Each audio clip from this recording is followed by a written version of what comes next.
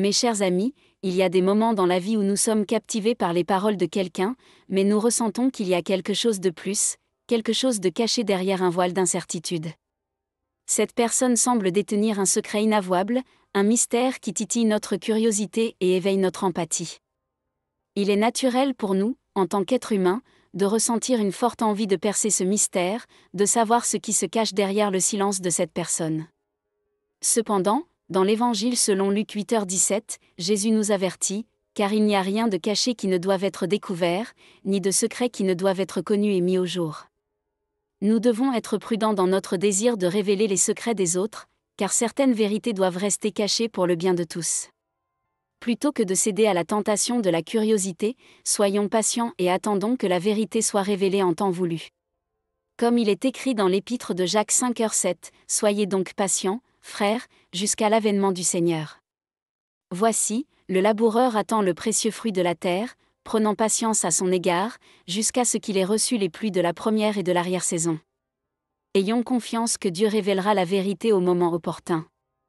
Pendant que nous attendons, faisons preuve de compassion envers cette personne qui porte le poids d'un secret inavouable.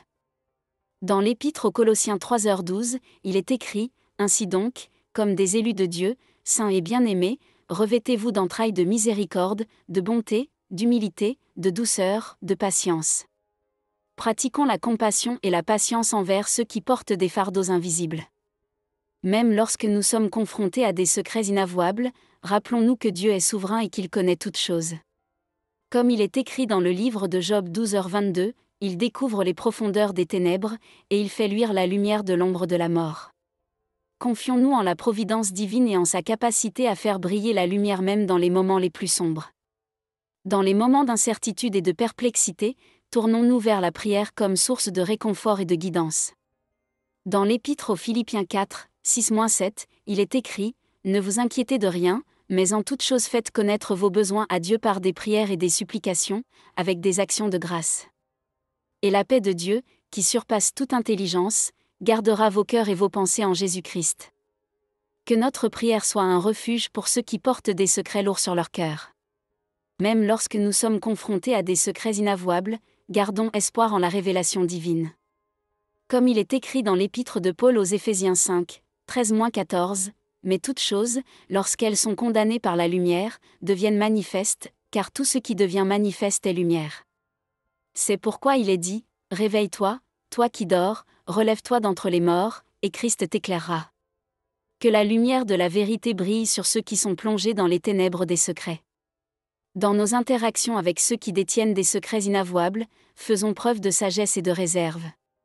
Comme il est écrit dans le livre des Proverbes 11h13, « Celui qui répand la calomnie dévoile les secrets, mais celui qui a l'esprit fidèle les garde. » Soyons des gardiens des secrets des autres, sachant que la confiance est un trésor précieux à préserver.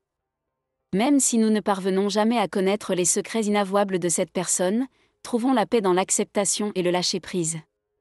Dans l'épître de Paul aux Philippiens 4h11, il écrit, « Je ne dis pas cela parce que je manque de quoi que ce soit, car j'ai appris à être content de l'état où je me trouve. » Apprenons à trouver la paix dans l'acceptation de ce que nous ne pouvons pas changer. En conclusion, rappelons-nous que l'amour est le guide suprême dans toutes nos interactions, même lorsque nous sommes confrontés à des secrets inavouables.